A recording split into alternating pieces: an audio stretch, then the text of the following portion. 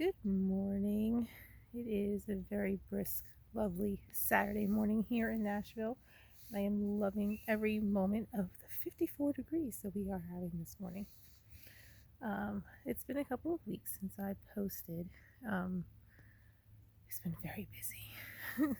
Took the kids to the beach a couple of weeks ago, and I've been working on finishing the edits for my book, which I have a couple of days to go before I need to turn that in, and working on the website and the new life coaching packages, which I'm super excited about. And as soon as that is ready, I will put the description down in the description box below with the link. That's how you say that.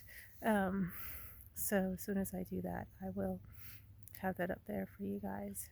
But what I wanted to come on and talk about today was listening to your body, because I did a terrible job of that this past couple of weeks. I started having some knee pain a couple of weeks ago. I fell, and then I've just been going. Pretty much, I've been doing 2 30-minute HIIT workouts a day. Also, of course, all of my walking and hiking, which I do every week. Try to at least um, get 16 to 20,000 steps 4 days a week, and with 1 or 2 of those days being hiking. And then, of course, my hiking trips that I like to take. And also, I started weight training at the gym, and that was really cool. I was really excited about that because I was able to lift more. I've been focusing more on legs and glutes, but I was able to lift on those machines 100 pounds, and I was so excited about it. And I went full force. I went from like 0 to 100. Then my knees started hurting. And so, um, common sense and a life coach would tell you, um, well, slow down a little bit, back off, maybe not as much weight training, or maybe cut down on the walking, or instead of 2 HIIT sessions a day a week at boot camp, maybe just do 1. Um, so I did none of those things. I just kept going full steam ahead like a freight train, and ended up having to be referred to a sports medicine specialist um, who deals with sports injuries. And I am now in workout jail, which means I can't work out for at least a week. I have to ice down my knees, and I have to see a physical therapist. So it's really not that bad, but it feels worse because I was going like 110 miles an hour, and now I'm at like 0.